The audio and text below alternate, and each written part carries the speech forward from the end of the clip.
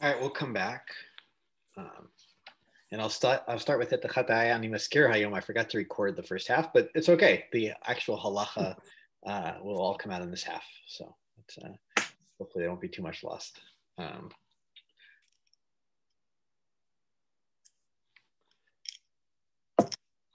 All right, so I'd like actually to do something a little bit different order-wise. This is kind of how I gave it on the source sheet as well. Is I want to actually start with the Darchei Moshe without even maybe I'll actually just read the beginning of the tour, but just because he gives some very practical cases, and which he'll give a little bit in the Ramah too. But I found these so fascinating because for two reasons. One, I mean, just the reality of their world of you have to buy fruits and vegetables, and fruits and vegetables at the end of the day often come, some part of them is cut, right? It's not, you're not buying them right from the ground.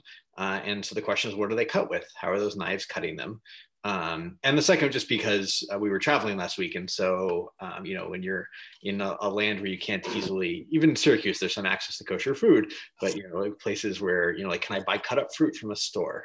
Is like an important question, especially when we'll see, when there's no other option available. This isn't a case where you have like a knife at your disposal to cut up fruit. All you have is somebody else's cut fruit. So with that, I want to look at, I'll read the beginning of the tour. This is Siman Sarivav in the tour. I'm just going to read the very beginning, and then we'll read these pieces from the Darchei Moshe. So the tour says, Snon or shlakot shechat chum besakin shel basar. So you have, it's very interesting. He's got either a radish or other vegetables, right? Shlakot are often like highly boiled vegetables, but they can also be other vegetables. Asur le'ochlam bechalav ad shiklof, right? You can't eat them with milchiks until you take off a klipa. All right, and some version of the tour has ad shegared, until you actually just scrape off a bit. So you need a klipa, maybe less. Makom hechatach, right? The place where you cut it. Oh, ad deta'im le shelo yehe botam basar, or you taste it. Right, this is the thing that's been sitting over us this whole time.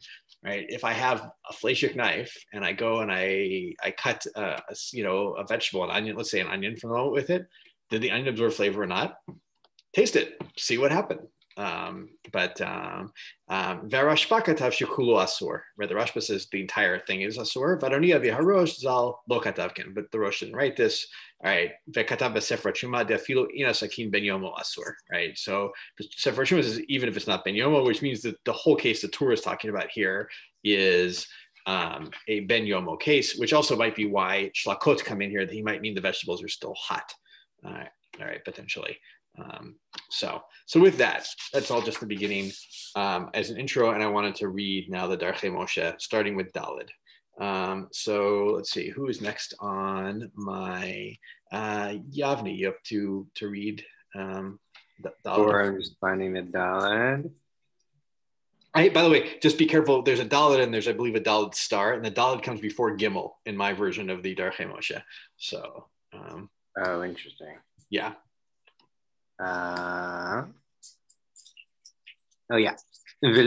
ולפי מה שכתב ריש סימן? ריש סימן? Yeah, exactly. Yeah, perfect. Sorry,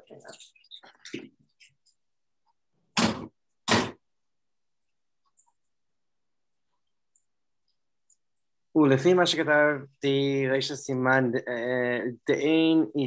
דאין לאסור רק כדי נטילה, אפילו נחתך בוודאי בסכין של נוכרי, ולכן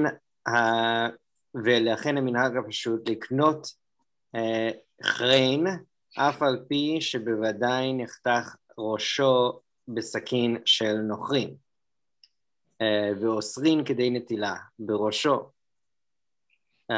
שמסירין משם קודם שמתקנין אותו, אבל בצנון אוסרין כולו, כמו שכתבתי, ונראה לי הטעם, so wait, should I stop and translate? Yeah, or? That's great, yeah.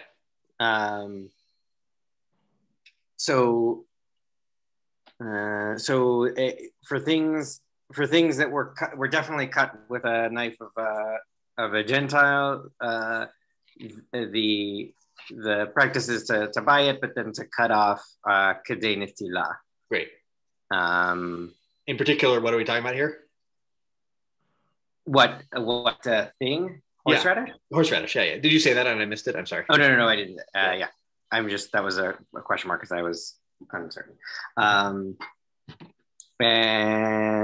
But with radish itself, that might not be enough. It might be the whole thing is asul if it's cut.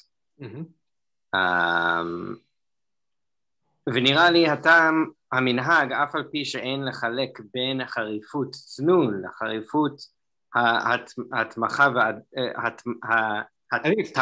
והדרבה, התמחה יותר חריף.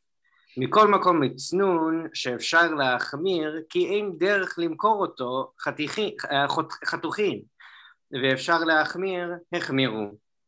אבל בתמחה שקוראים חרין שרובו חתוך לא חששו להחמיר. So the reason why we're more machmir on the radishes than the horseradish is not because the radish is more spicy. The opposite, the horseradish has a stronger flavor, but rather it's because radishes, they don't tend to sell them cut, and so we're able to be machmir on it. Whereas horseradish, they only sell them cut, and so we have to be makel on it. Great. והוקמה עדינה, כך נראה לי. עוד, should I keep going? Keep going, yeah. עוד כתב הארוך דווקא בדבר שהוא חריף ולח קצת, אבל בדבר יבש לגמרי, אפילו חריף מותר בהדחה. ומטעם זו מתיר בסמג הזנג'ביל שעשהו נוכרי בסכין שלהם מטעם דסתם כלי של נוכרים אינו בן יומו. עד כאן לשונו. And in the Aroch, which is the, is that the Rashba? Anyway. No, it's the, I can't remember right now, but you think this is I don't think it's the Rashba. You're thinking about the but no, it's another medieval code. There's another distinction that if it's a spicy thing, these special rules about spicy things are specifically spicy things that are a little bit moist, but things that are totally spicy things that are totally dry, even if they are spicy, then it's okay. Then you only need to wash them off. And that's why the smug permits ginger that a Gentile cut with their knife, because and then like with the extra factor of the fact that we assume that it's not ben yomo and the fact that it's dry, then it's okay. Great. וצריך עיון, דהרי קוראת של חילטית, אין בהם לחלוכית, יותר מזנג'ביל, ואפילו הכי אסור, עד כאן. And we need to, and this is curious, we need to check into this because the one we named at the beginning, which I don't know what it is. Asafoetida, did I say that right? I don't know if I did, but I don't know. Anyway, I say it again. Whatever it is, is just as it doesn't have any more moisture than ginger, and even so, we forbid it when it's been cut by a non-kosher knife, right? Non-kosher knife. נראה דמן דמתיר זנג'ביל מטעם דסתם קדים של נוכרים אינן בן יומו. Yeah, I have klehem shel nochrim, but okay. Yeah, I have kadim. And so it seems that we permit the ginger because the vessels of nochrim are not ben yomo. סבירה לי דווקא קוראת של חילטית ולא שאר דברים חריפים כסברת מהר"ם. ושאר גדולים. And so for this, we're relying on the opinion that we have a very special case for this koret shel chitit, and other things, and and it doesn't apply to other charif things that we're so machmir. And that was the Maharami Rotzenberg, which we saw quoted in the Tosfot earlier. So right. Ushar Gedolim. Sorry, and other people. And other important people. אבל לדברי אבל דברי... ספר התשומה. ספר התרומה. דמידמי כל דברים חריפים, להדדה, אין חילוק גם בין בדבר שיש בו לכלוך ולאין לו. According to the Sefer Truma, there isn't who holds it there that like anything spicy, this applies to anything spicy. It's not a special case. It also is not a special. It also doesn't matter whether they're moist or not. Great. להלן סימן קכ"ב בטור ובמרדכי פרק כיצד המברכים דתם שאוכלים זנגוויל מרוקח משום שיש להם כלים מיוחדים יש להם כלים מיוחדים לכך או מטעם שסתם כלים של נוחים אינם בני יומן. And so we have another later on in the Tul and in the Mordechai we bring a different reason to permit ginger, one which is that they use special knives just for cutting ginger, and a second reason, or because stam kelim are not ben yomo, but I thought that wouldn't help us. It only helps us if we think that chiltit is different than everything else, right? Yeah. ובוודאי לא נחתך בסכין של נוכרי, אלא נתלש כך, דלא גרע מקורת של חילתית. And surely it wasn't cut with a knife, rather it was just like broken off. You picked it. You picked it. Picked it out. But isn't ginger a root? You can break it off, right? As I assume, it's like the same way that you pick. Just thinking about this, we have wild strawberries growing in front of our house. You can pick the strawberries, right? You don't need a knife. You take them. So right. Breaking you feel like you're getting a tour of the marketplace. This is what I love about this. In Varsha or in all these in all these places and except that you have a very halachically sensitive tour guide. Exactly. This makes me think that it's like it'd be a great activity if we all were the same place to do a field trip to the market and to like a farmer's market, and we could go even modern markets, right? We go around and we can think about the halachic implications of each of these foods that we could potentially buy or not buy. So this is great. It's very good. In the market on which is not the same thing, but they used to have a market in Hadar Mall, right? Used to have it on Friday, and there was a guy selling fleshik barekas with one hechsher, and right across not across the way, but next to it was a gal selling hard cheese with a different hechsher.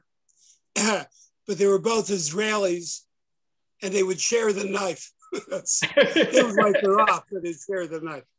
So, good. That's it's a great thing then. Of like, so I lost my barekas, and I lost my cheese, and I lost ever going to the mall, and I lost those hechsherim. All no good. So no, it's great. It's and it's really interesting, right? That you say that too, Rav Linus, is right here. It's not so clear to me. Does the Ramah, has he gone to the vendors and like checked with them, or has he watched them cut these things, or is it just he makes assumptions about these? I don't think his mother ever sent him to when he was 5, ever sent him to go out and get some ginger and bring it back. I mean, they lived life. They didn't come and celebrate. That's true. That's true. They probably did. And they probably did see what people did in the marketplace. Maybe I'll go with that. That the Ramah, Rav Moshe Isserles, he went and he saw people, snapping off ginger instead of cutting it. Or maybe not him, maybe the Mordechai, or maybe, any of these people living in Europe in the medieval period. So good. We can stop there at that one. But it's good. And I just want to bring some of these factors of whether, again, we talked about this, but is chiltit a unique case, or are like the Sefer Shuma says everything harif is equal, right? That there's a problem with everything harif, even if the knife is not ben yomo. And then the whole question of, do they even use a regular knife, or are they breaking these off? Or as we'll see later with the radishes, we haven't seen this yet, right? If you're just using the tool that you use to harvest food, well then, like, what's the big deal? That's not something that's ever going to be touching something asur. It's just going to be sitting there cutting, produce in the fields. So all these are interesting questions, but they do have, we did see that there's a tradition that for horseradish, they cut off, they take a kedei netila when they get it. And also the other important factor, which we didn't say at the beginning, was lach versus yavesh, that some of these there may be, although there seems to be pushback against this, a difference between what knives do to foods that are wet, to vegetables that are wet versus vegetables that are dry, completely dry. So although chilti, as we saw, is dry and has a problem. So, all right, I always want to do, I'm going to skip, I think I had Hey in the Ramah here. I had Gimel, which was, we'll skip that for, oh yeah, no, let's do the beginning of it. No, I haven't changed my mind again. We'll see that. So let's just do Vav, because I think Vav is a just an important piece as well. So Yavni, you want to do also Vav and Darchei Moshe, since you did that so well? Oh, yeah, no, I can. Are these all out of order? Yeah, they are. So, no, Vav comes after Hey here, actually. Oh yeah, there it is. Yeah. Oh wait, is it root? No, hang on. It's short. V'chatav be'aruch. וכתב בערוך, דאנו נוהגים לאכול תפוחים יבשים מחותכין. I think it's mechutachin here, actually. מחותכין. Is that it, or is there more? No, keep going. Besakin shel goyim. מחותכין בסכין. Okay, so yeah. So the book says that dried apples cut by goyim are okay. Good, right? We'll keep going. It's, oh, there is more. Hang on, then I don't. Yeah. Maybe someone else who has it, because it goes on to a page that I'll finish it up, and then we'll jump to the Shulchan Aruch, right? He says this is the Aruch. He says, "I don't know agim lechol tapuchim yeveshim mechutachim besakin shel goyim afilu below hadacha." Right? They get these dried cut apples, right, cut by goyim, right, with their knives, whatever they're using their knives for. You don't even have to do hadacha. Why? Because apples, of course, are not harif. Mutarim kulam, all the apples are mutar. Ve'afilu harishon ve'asheni debaya hadecha batel berov mutarim. We'll see this, but right, the apple, for the first two apples you cut, first one or two, that gets rid of the flavor or the shumanit, whatever it may be in the knife, whatever the problematic thing is here. The first two apples take it. And then all the rest of them are mutar. And even the first two apples are fine because they all get mixed up and they're batel berov at the end of the day.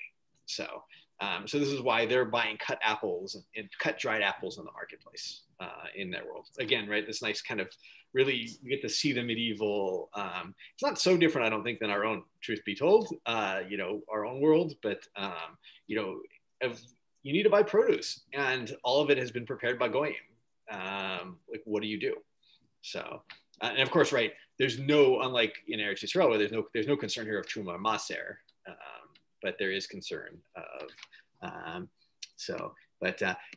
Nachum, I'm gonna get into, I made a mistake earlier about when I said something about knives and koshering, so I'll correct that when we get to the Shulchan Aruch, but, or maybe I'll do it now, so we transition, everyone can grab their Shulchan Aruch if it's not, or flip over to it if it's the same book, to Tzadi Vav, in your idea, and yeah, in the Itzah, and even like a shifa, like wetting the WHET, wetting the knife, that may not be a koshering process, it might be a cleaning process. Although I think we saw some different opinions about that. So, Rav Nachum, did you want to jump in on that? That's No. I just got onto my computer. Oh, okay.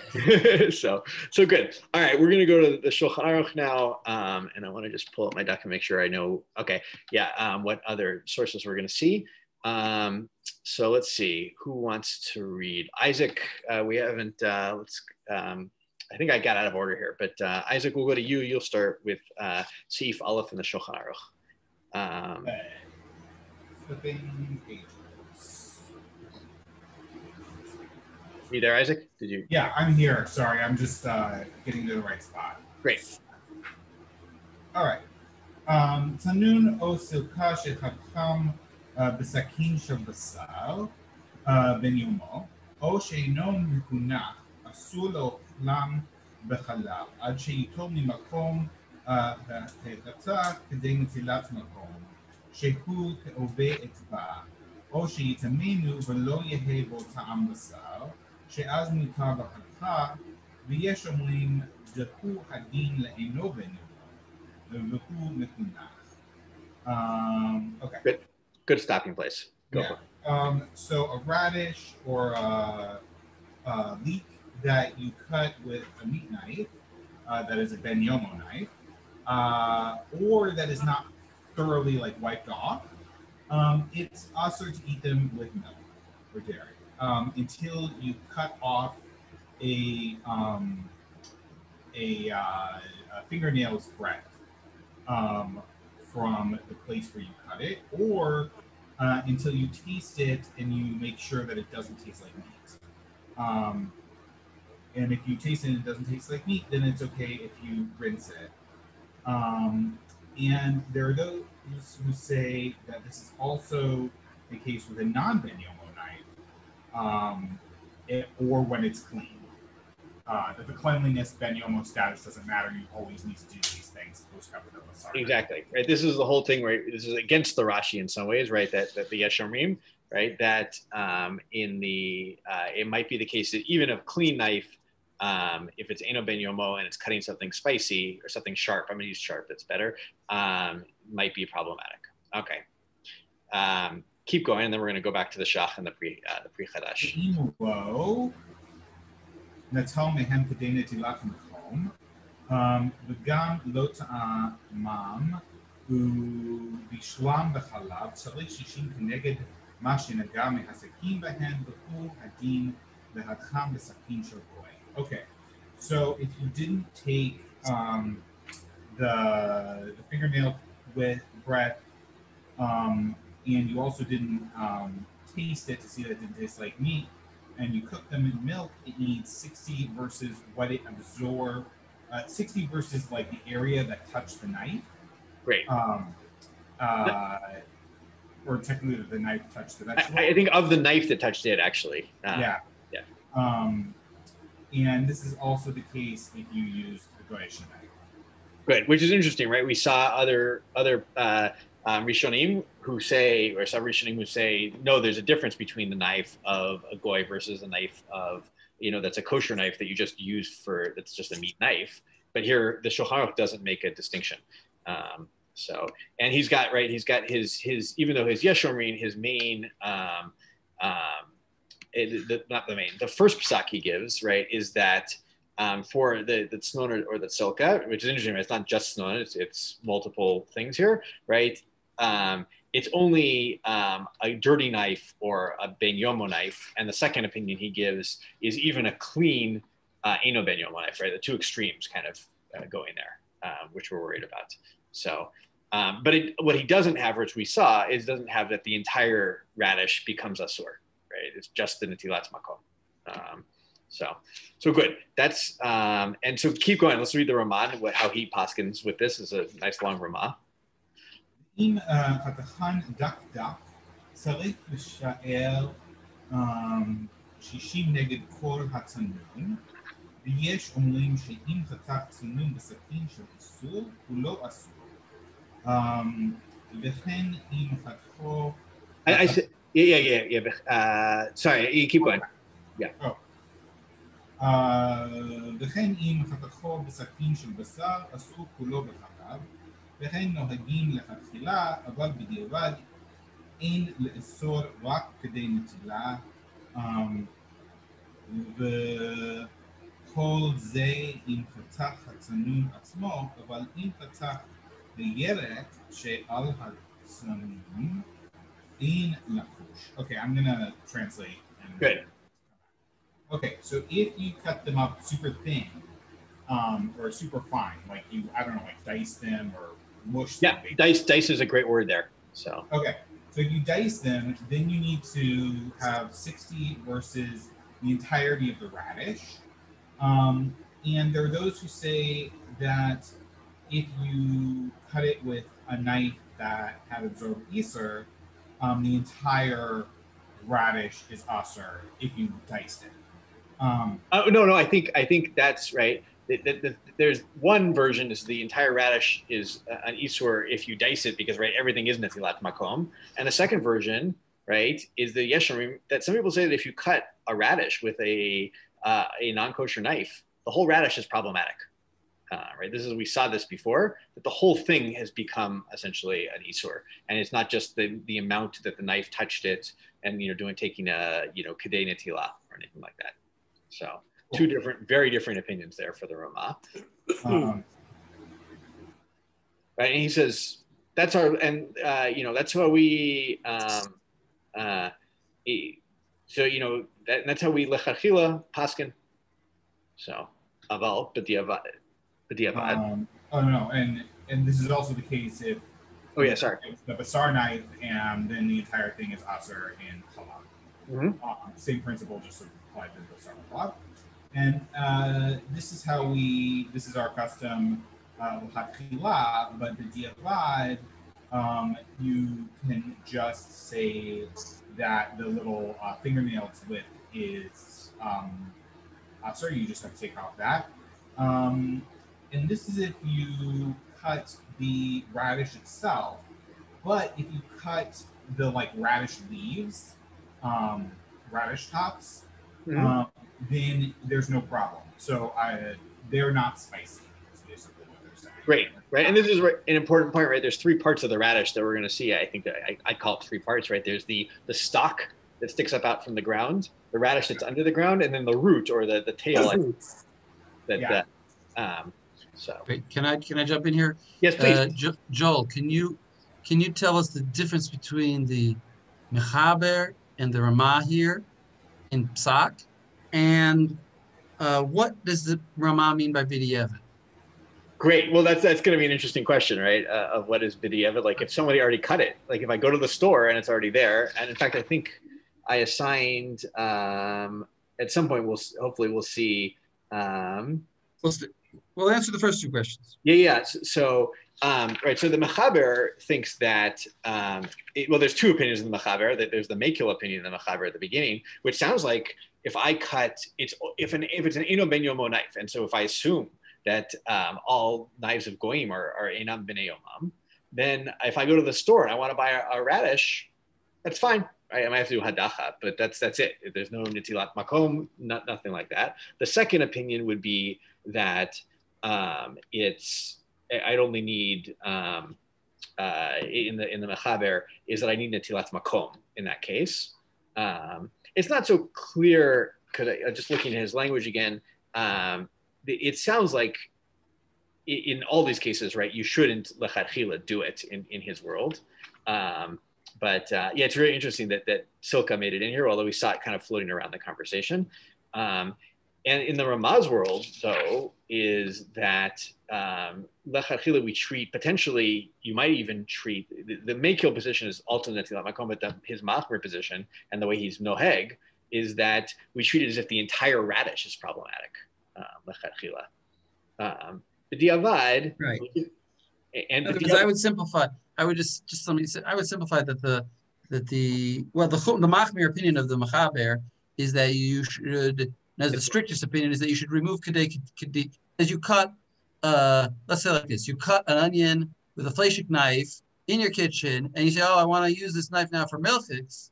So if you follow the Mechaber and even the strict opinion of the Mechaber, you'll say just remove the kedei netila. Kedei netila of from where you cut it, and then you can use the knife for milchiks, even though you cut it with a fleshik knife. And you would salvage the part of the onion. But according to the Ramah, you can't salvage anything. The whole onion is now usser. Yeah. I mean, it's not usser. Is fleshik. It's fleshik. It's fleshik. You have to take a new onion and cut it, and have a little label one with an M and label one with an M. Label one fleshik and one milchik. But can I jump in for a second? Is that so? The distinction probably in the Ramah here would be: do I have another onion or not? At this point, no. So I think that without looking at any of the commentaries, I propose and suppose that b'diavad means you already used the onion in your milchik egg, and you just took a kedei klipa, and you forgot that that's not the halacha or whatever. I don't know. You somehow you've already made the food with it. Good. That's the shachiyot. Who says that? The shop. That's the shop. Yeah. Okay, so that's what I would say is b'diavad. In other words, but not to say b'diavad like you don't have another onion. That's not enough of a b'diavad. I wouldn't think. Fair enough. So don't use onions. So don't use onions. Make an egg without onions. So good. It depends how much your Shabbos guests like onions, I guess, right? Depends if you call that an onion. If it's herring, maybe you could cut it. Good. Herring is par. Herring is parf. That's we'll get there. We'll get to fish. No, it's a great question, right? So just to summarize that again is right. Kedei netila is the machmer position in the mechaber, and lechachila in the Ramah, it's the entire thing is asur. And then b'diavad, whatever that may mean, it might be like the shach says that you already kind of threw it into your milchik soup. Then all you need is kedei netila. Or in that case where you need 60 against kedei netila to make it mutar. Right. That makes more sense. Yeah. I mean, this is ma'aseh b'kol yom. If you have your Sephardi friend, they don't understand what we're talking about. Why are we throwing the whole onion away? They just cut kedei netila. I mean, I've had that experience. Oh, you have? Oh, there's a real experience. Yeah, Sephardi might know. They say, "Well, you just cut the netila." Mm-hmm. So, but I will say that it's very easy to, just as a practical thing in my kitchen, something that we do is if we do cut it like an onion, assuming for the moment onions are harif, which I'm just going to throw out there. Let's assume for the moment, maybe they're not. But assuming they fit in this, like if we cut an onion with like a milchik knife, we put the other half of it in milchik Tupperware, just so we know, that this onion was cut with milchiks. So for future use. Practical, you can do it however you find the right way, but also suggestion. So all right, good. We're not done though with the Ramah. There's so much more. It's like such a rich Ramah here. So Isaac, keep going for us. The Safek case. Okay. ואם יש ספק אם נחתך הסכין של איסור, אז נינן לכולה. לכן קונים הצנונות שיש בהם הפכים לצד זנבותיהן, כי הדינן שנעשה במרה והצינה. Yeah, mara v'chatzina. Yeah. ובמקום שאין נמצא לקנות רק החתוכים, הסכין נוהגים לקנות להתיר על ידי נטילת מקום. Okay, so if there's a suffix about whether or not it was cut with an Easter knife, we rule the kula. So therefore we buy radishes that are cut off that have docked tails. Sorry, I saw a bunch of lambs this weekend. So because we just assumed that was done by the by the hoe, like when they were getting dug out of the ground. Exactly right. This is perfect. This was, by the way, the Darchei Moshe we skipped. He got into the details of this, that you use this tool to dig in the ground to pull up the radishes, and while you do that, you cut off the tail, right? And that's not a tool that's ever touching anything but radishes. So it's not a concern of like that this knife was used to cut, basar that's asur. Okay. So in Safek, he's saying can be mekel, but what's his kula? How mekel can you be? It seems like the only kula he's giving, tell me if you don't agree, is kedei netila. That's the kula. The kula is that you still have to take off the kedei netila. Let's go back to the mechaber's opinion. Yeah, that sounds like it. Although he's not so clear here because he's got a second case of the sakin, right? Right. I was trying to figure that out. Is the second case a different case or the same case? So yeah. I think it's a different case. I mean, because to me, like going on what Joel said, it doesn't really make sense that in the case in which we assume that the hoe cut the turnip, the radish, why would we? I mean, I guess it would kind of be a goyish knife, which is a problem, and we assume that those are treif. But also, like, what is a hoe ever going to cut other than a vegetable? Agreed. So the first case of the last part here is a total kula. You don't have to take the comb because it's assumed with a shovel, and the shovel is parv. And the second case is where they use a knife, but you don't know what, but you have no other choice. So then you can rely on the mechaber And then that's kind of like a b'diavad because you have no other choice. Yeah. So that's why, Joel, you were saying, what if you have no other choice? It's your only onion. Yeah. And one onion. Exactly. It's the only, that's where I got it from. I mean, in fact, if you look at the Shach and Yudalid or the Taz and Chet, let's do the Shach and Yudalid. In fact, Isaac, you want to read that? It's a short Shach. This is Shanaseb. Is it the one? Oh, no, sorry, not Yudalid. Sorry. Tet Vav. I'm sorry. You said not Yod Beit, and then what did you say? I said Tet Vav in the Shach. במקום שאין נמצא כולי. אבל במקום שנמצא לקנות, אחלים הווה לכתחילה דאסור כולו. Okay, but in a place where you can buy vegetables that aren't cut, there are those, that you can buy other vegetables, לכתחילה it's a sur. Exactly. And then while you're doing it, just read the very beginning of the Taz Chet. Nohagim liknoto. נוהגים לקנות, כיוון דאין נמצא אחר, הווה לכתחילה כדיעבד. Good. Yeah. Okay. You don't even read the rest, right? So if it's the only thing you can buy, we act as though the לכתחילה case is actually the diavad case. Yeah. Right. But you see, it's different from the onion case because Good. if we would not allow you to have this thing, then you would never be able to eat radishes or whatever it is that and the onion case, your case, is different because you'll still be able to buy onions tomorrow. Good. So in other words, we just don't want to forbid you this food entirely. So therefore we'll be lenient. Therefore we'll call it b'diavad. It doesn't mean you necessarily can say it's also b'diavad if I have my only onion is a fleishik onion. So it's not. I would say it's not extendable. Good. Yeah, no, I don't disagree. It's there's a different. You're right, because you would never. There's a way you could read. I think the Shach and the Taz here both. He's really quoting the Shach from Tzarat Chatat. By the way, go ahead. Sorry. Oh no, is he talking about that? And we saw this in the Ramah, right? In the Darchei Moshe, is it that they never have these things available, or is it like that day at the store? And I think it's never. I think the answer is never. Yeah, I think it's never. Yeah. By the way, the same logic applies to raspberries. There's a machloket, are they adama or eights? And if they would be eights, you would never be able to eat them because they don't usually last enough to have 4 years to survive orla. And so that's one of the arguments that they make. Some of the poskim make, not all. It's not fully accepted, but some of the poskim make that they must be adama, and therefore you don't need orla. And therefore, because Hashem wouldn't have created such a food that you can't eat it. So it's the same idea here that we don't want to. What do you mean? You're never going to be able to eat this food? The rabbis won't create a law that will prevent you from ever eating something that's kosher, essentially. Yeah, and so okay. No, it's great. It's all right. So with that, let's go on to Bet in the Shulchan Aruch. I think is just looking at the time. We're not going to get through everything today, which is fine. So let's see who's up next. Tikva, are you good to read Bet in the Shulchan Aruch? I still would rather pass today. That's okay. No problem. Lexi, you're next on my screen here.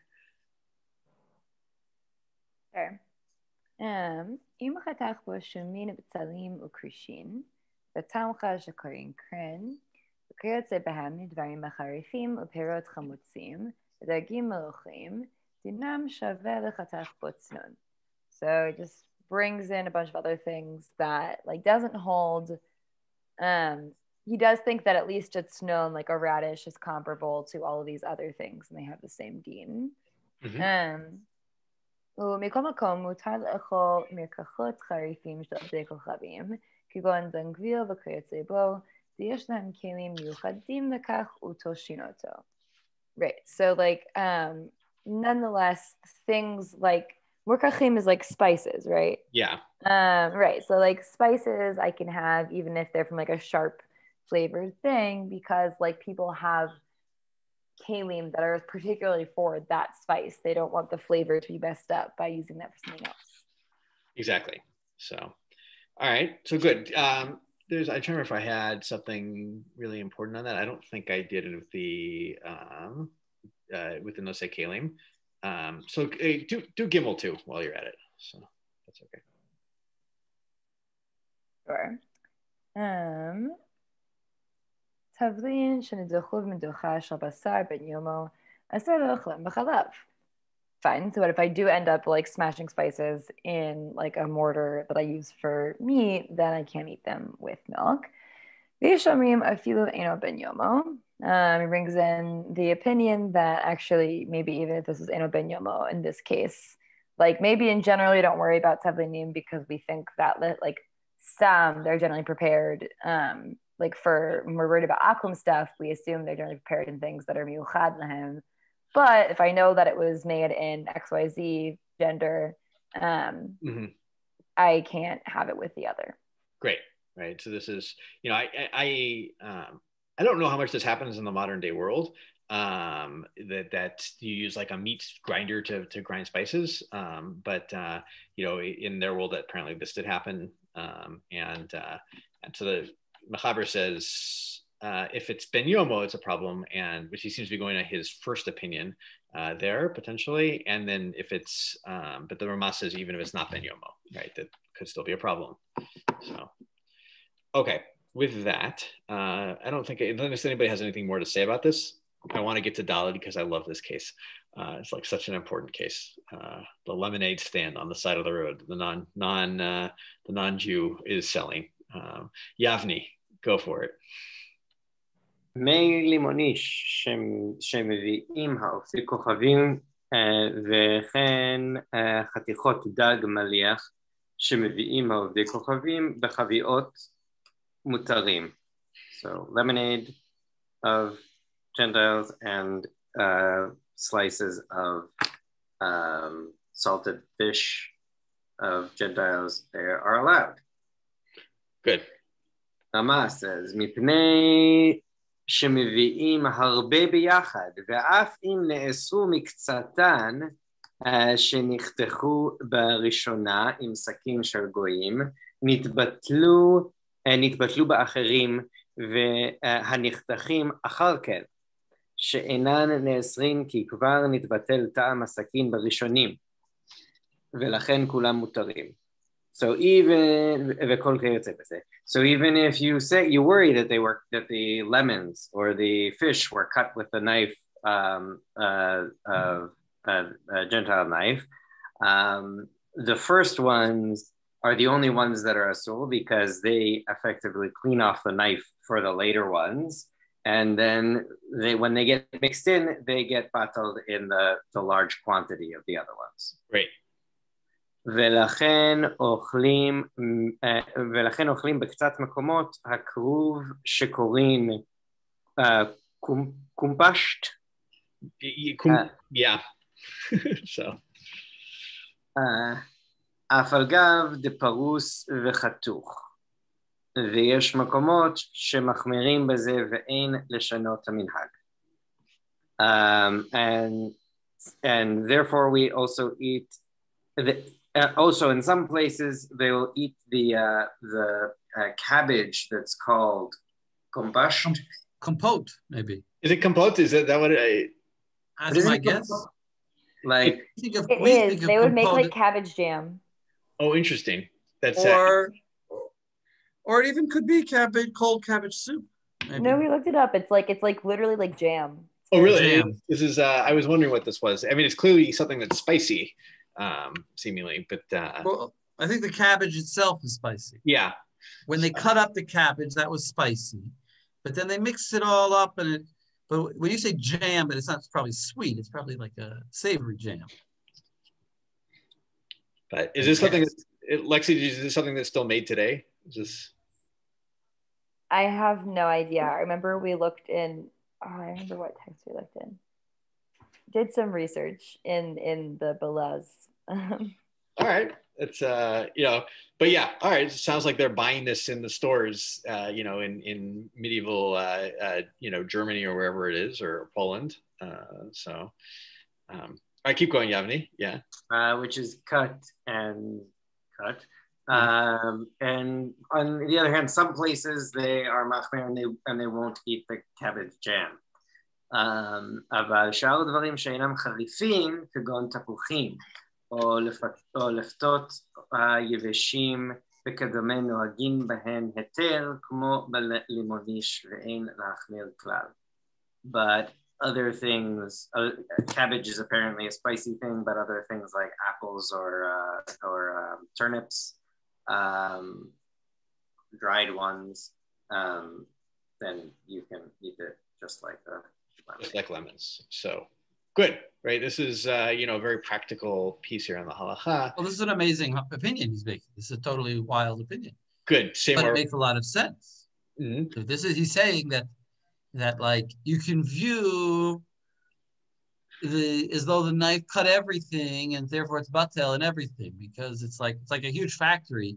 It's kind of like dairy cake, if they were making dairy chocolate and then they started making parf chocolate. So maybe the first few batch and then clean the machines. Let's say the first few ones maybe have a tiny bit of milk, but overall it's all gets batel. So it's kind of like this idea that the volume, it's like the old joke about the old Jewish man who said he lost money on each item he sold, but he made up for it in volume.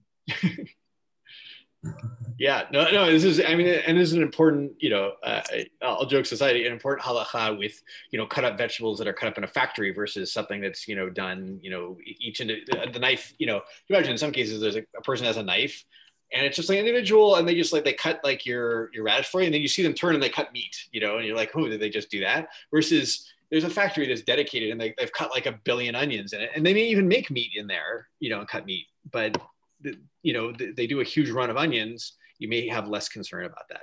So, but is this opinion agreed upon by the? No, the shach, jumps all over. We don't have time to do the shach, but it's very interesting, right? He has, even the Ramah, you can see, right? The hesitation is like, there are places where we're makil about this, and there are other places where we're machmir.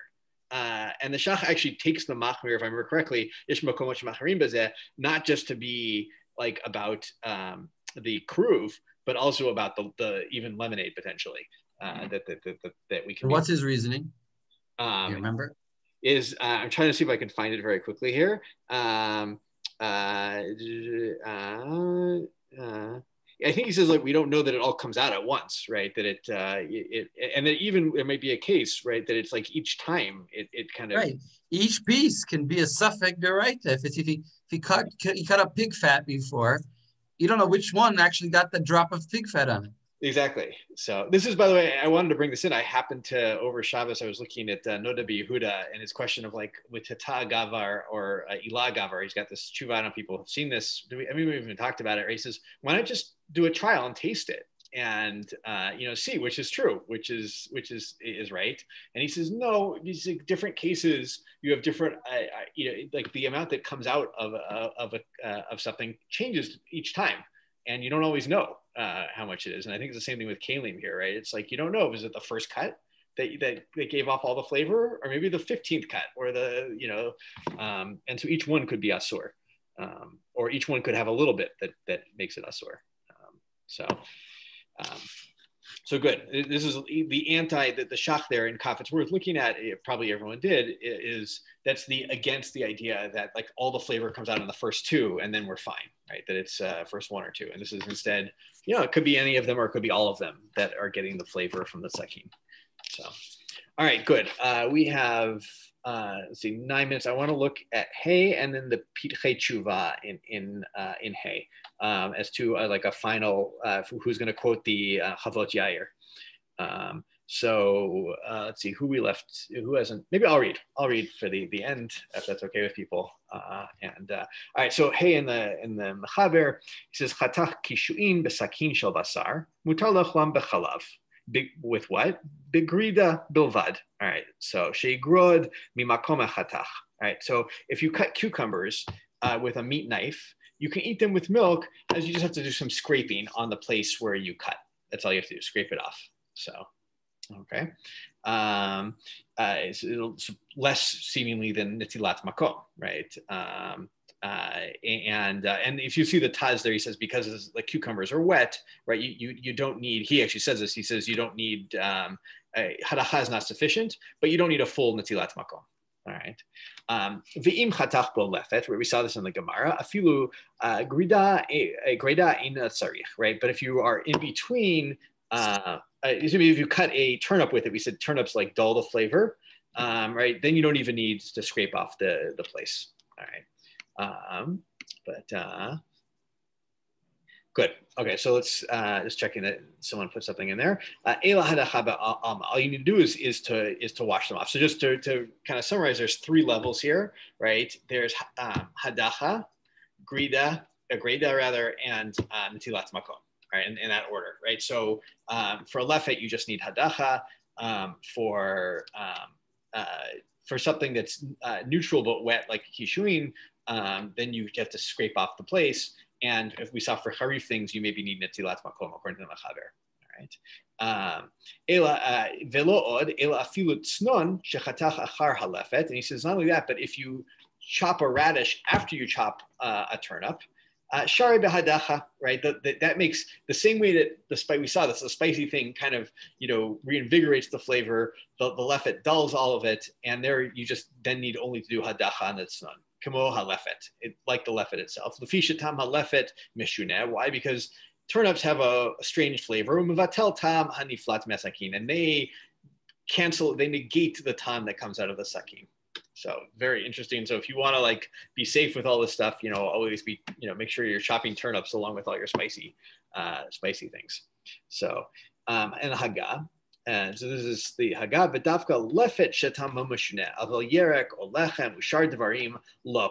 Right, the Ramah says it's only lefet, just maybe in the same way almost that we saw radishes. There was a few unique things that are harif. There's only lefet. He doesn't bring any other cases of things that are flavored dullers. To use the term we used before. Right, and you can't just chop bread and assume that it dulled the flavor of the sakin. Vafilu belefet im latir lachtoch tznon rak pam achat avolo harbe famim im lo nachtach kol pam lefet bein chatichat tznon tznon. And you can't just be you say oh, I chopped some radish and now I can go chop all the I chopped turnip and then I can go chop all the radishes I want with this knife, this milchik knife, and eat meat with it, or vice versa. He says you have to literally vary. One, it's turnip, radish, turnip, radish, right? You get one shot for each chop, essentially, according to the Ramah there. So, all right, good with that. Unless there are any questions here, any thoughts before let me offer an explanation of that. Yeah, please go for it. Because it is a strange, weird idea. Mm-hmm. Perhaps the lefet leaves a little residue on the knife. And then when you cut and that residue is pogem. I think that's really what's going on. It's pogem, any other flavors that might come from the knife into the snon. By the way, it's not snoon, it's snon. Snon, yeah. So isn't that what we were saying? Snon? I don't know. I kept hearing snoon. It's a new American accent. Yeah. But anyway, it's just a one-time thing. It's because it's like I think it's leaving a coating on the knife, and then when you cut the radish, so it's got a coating the coating goes into the radish along with the whatever flavor was in the knife, but then that pogems the flavor of the knife, and then but then it's gone. That's really interesting, and so then it gets scraped off after the next cut, and then it gets right, exactly. Then it's clean. Then snoon is gone again. Sorry, now I'm saying wrong. You did it. This is great. then the lefet is gone. Oh yeah. From the knife, and the knife returns to being problematic. Mm-hmm. This all goes back right to the Rashi that we saw earlier, which is that stuff sticks to knives, right? It's very hard to get stuff off knives. And I think the knives they had were probably rougher than our knives. Yeah, which is we haven't gone into that too much, although maybe it got suggested, is that whether or not modern day knives are any different, or maybe they aren't. But it could be that their knives just were of a consistency that it was very hard to clean them. So, all right. So with that, they didn't have stainless steel. They had at best they had steel. Yeah. Stainless steel has potentially, according to, there are poskim today who say that stainless steel has revolutionized everything. Maybe you shouldn't rely on that, but it's potential, at least b'diavad. I think it was Rav Dov Lear says that. Somebody. Yeah, exactly. But it's not just him. There's a variety of people who say that that it's like glass. Exactly, it has no absorption. So, all right. With I would say, in my humble opinion, that it's somewhere in the middle. It's it's got a minor amount of absorption. So maybe you could be easier to do B-tool on it at the end of the day potentially, but right, you might. But all right, with that, I want to look because I think this is an important case to end with. The Pitchei Tshuva is going to quote the Chavot Yair here about about fish. If you buy cut fish from a marketplace, what do? So if you could point us to any of those sources about stainless steel, I would. I have them somewhere in a document. Maybe Rav Nahum has them. But if I remember correctly, what was that? I don't have them at hand. I can find them. Yeah, I remember correctly. Rav Lear says that he says it doesn't absorb, but we should still treat it. We should still be machmer about it, at least lechatchila. You shouldn't just assume that you could take your stainless steel pot and cook milk in it and then cook meat in it, 10 minutes later, kind of thing. So, okay. The Pitchei Tshuva here, which we haven't done too much of it. This is Hey. He says she grod mimakom hechatach. This is that when you cut a cucumber, right, you have to scrape off the place where you cut it. It says ayin b'tshuvat Chavot Yair siman kuf ayin tet bedag sheniftach besakin shel avdei kochavim. All right, this is a case where you have a fish that was cut with a non-kosher knife. All right,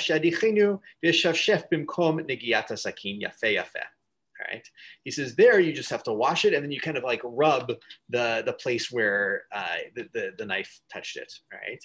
Ve'afte kaimelan b'siman tzadivav chatach kishuin b'sakin shel basar ba'egreda mipnei shekishuin lachin ve'achanami bedag. Right. So he says, well, wait a second. We just said that for cucumber, you actually have to scrape it off. Why don't you have to scrape off the fish? Why can you just rub it? Why is that hadacha sufficient?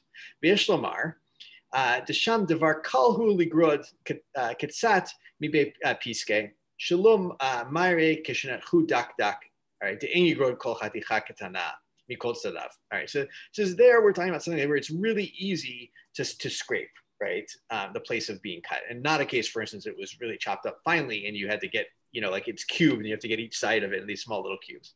Right, there's a fish. You can't really scrape a fish. Exactly, that's what he's going to get to. He's going to get there. He says, "Ve'od de'im nechtach dak dak ve'efshar demutar al yedei hachatuchim ha'achronim kebehaga hasmucha sham ma she'en ken bedag." Right, this is the important part I want to see. This is what Rav Nahum said. She'iyavshar legororo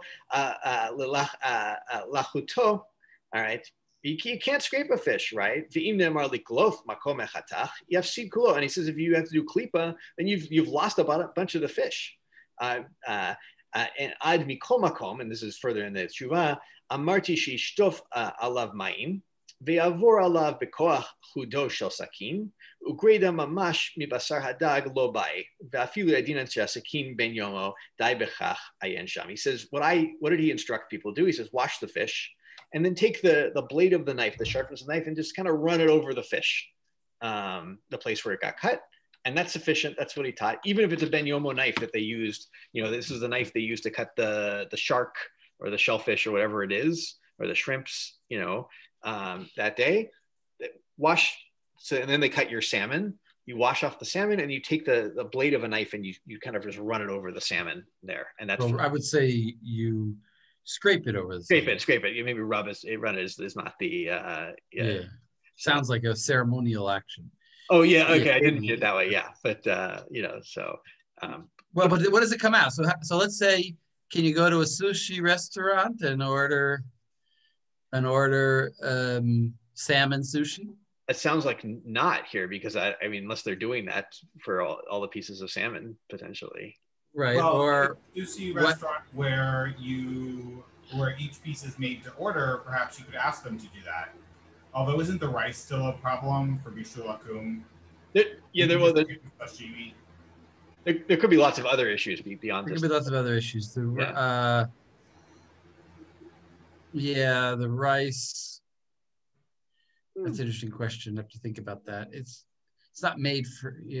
I think about the rice, but the there is an argument to say that they have special knives. I've heard this said.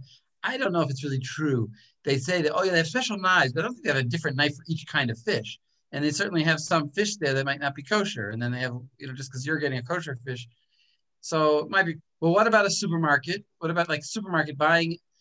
So some people say you can buy salmon in a supermarket because you can tell that it's salmon. It has a look and a taste. It's a special fish. So buying salmon in the regular supermarket. So this is a very nice heter. In other words, he's saying just buy it. And so this is where I will admit in my own home, when in places like in Syracuse where you can't just find, like there's no kosher fish market, right? This is what we do. We buy salmon from the supermarket and we wash it and then we scrape it with a knife in the place where it was caught. Yeah, I've never heard. I've never heard of anybody actually knowing about this idea of scraping with a knife. I heard it was either someone from the OU or the Star K talking about that at some point. So there you go. Yeah. That's where he got it from. Yeah, he got it from this Chavot Yair here that's quoted in the Pirkei Tshuva. So, so good. That's the place where, sorry, we went over time. I didn't even realize that, but Yeshu Koch to everybody. This is the end of Isser V'Heter. Yeshu Koch to everybody. We did, we had a great year. Yeah. I just came back from a Misibat Siyum for my son in 6th grade, but we should have a Misibat Siyum somehow. I don't know how. But is this our last class? This is our last class.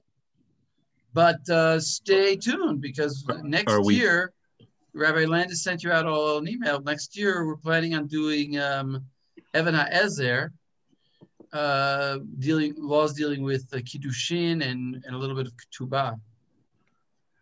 Are we having a few sessions of prep for that, like we did last summer for Yoredea, or? I don't. Well, put it this way: not in the summer. Okay. We might not in the summer, but we might do. We have to discuss it with Rabbi Landis. We might spend the first couple weeks in September doing a kind of prep. We're going to have also the problem. All of the Chagim are in September this year, so it's going to be a very slow start to the year. Right. Well, I'll have to look how. There's going to be a lot of interruptions. I'll see how Mondays work out. Sometimes Mondays. Sometimes a certain day just happens to luck out or unluck out.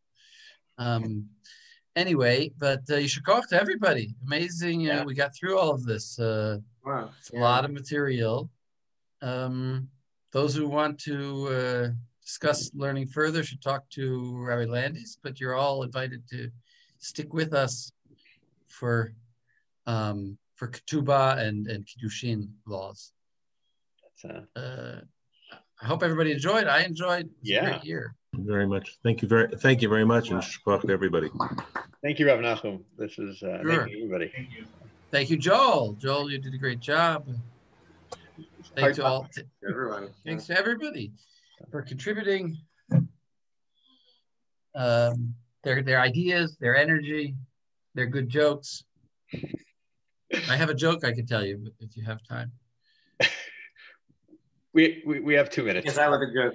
Yeah, Sam the tailor is the most amazing tailor. So the new guy comes to town and he says, "Where can I get a suit?" And everyone says, "Go to Sam. He's the most amazing tailor." So he comes into Sam and he makes him, measures his arm, measures his legs, measures his height. Says, "Come back tomorrow. I'll have a suit for you." And he says, "Great." He comes back the next day and Sam brings him out the suit and puts it on. And, one arm is too long. And he says, "No problem. Just lean a little bit down." The other arm is too short. So you lean up. And one pants leg is a little bit longer than the other. So he says, "That's no problem. Just twist your hips a little bit." So the guy doesn't know what to do. So he listens to the Sam. He puts on the suit and he starts walking down the street. And he's like limping, and one arm is longer than the other. And 2 men are walking down the street and they say, "Look at that. Sam is such an amazing tailor. He made a suit for a cripple."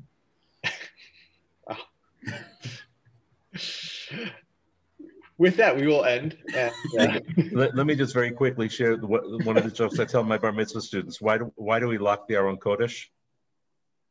Make it a safer Torah? May have a safer Torah, right? Oh, wow. Kids still come back for more bar mitzvah lessons. I don't get it. Even that. Even though. All right. I will. Okay. Thank you, everybody. Shkoch, Laila Tov. Laila Tov.